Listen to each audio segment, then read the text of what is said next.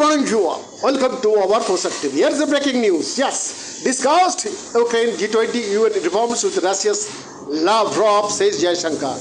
September 25, External Affairs Minister S. Jaishankar on Saturday said that he had his counterpart Sergei Lavrov discussed various issues including Ukraine, G20 and UN reforms. While responding to a query over meeting with the Russian counterpart, Jaishankar at the special briefing said that they have discussed a host of issues. We discussed a number of issues. Some part of my meeting was focused on our bilateral cooperation because Russia is a major partner in many domains, and obviously there are big issues which focus on both the Russians and the rest of the world. The relationship has to address its own requirements and its processes and its objectives. Then with some detail about issues related to Ukraine. A lot of it was he briefed me about various developments from the Russian perspective. I also shared with him, what I picked up from some of the others. So that was a back and forth conversation. He said, External Affairs Minister further said that they also held deliberation on G20 and at last they had a conversation on UN reforms. Recalling the meeting with Lavrov, Jaishankar said that they had met for 4 times. One was in Phnom Penh and then Bali, and he had come to Delhi before that. During the conference, he also said that there is a need for reforms and to develop some kind of practical paths toward it.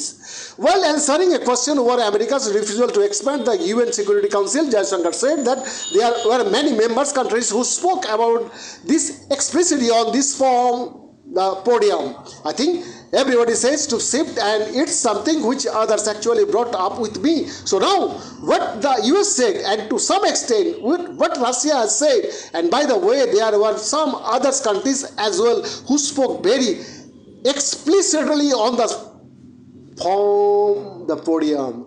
During a meeting with Ukrainian Prime Minister Denis Jaishankar said, he gave me his perception, his assessment of what was happening in Ukraine in terms of India. I think we had a discussion on what was our position, and my sense was that he clearly appreciated the fact that we were good against the continuation of the conflict and for the return to the dialogue and diplomacy. Of course, he had his own views on why this was not happening. I mean, nothing. He said, you will be surprised, but then I think the humanitarian assistance issues came up, and there were some specific aspects of the ground situation that he brought up, which he believed were concerns for the international community as a whole. This included, there was discussion on what had been the progress on grain, the concern about fertilizer. There is a nuclear power plant issue. So, all this, we are part of this is overall sort of description he added.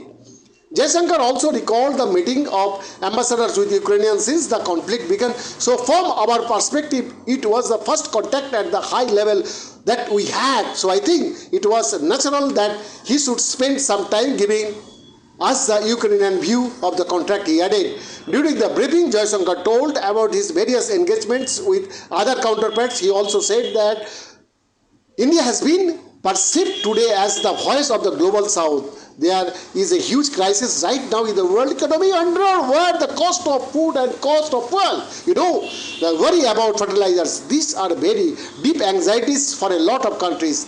The debt situation, for example, and there is a great frustration that these issues are not being heard, they are not being voiced. While elaborating about having numerous engagement with over 100 counterparts of other countries, he said that India is one of such countries which became a voice for unheard countries on the global platform.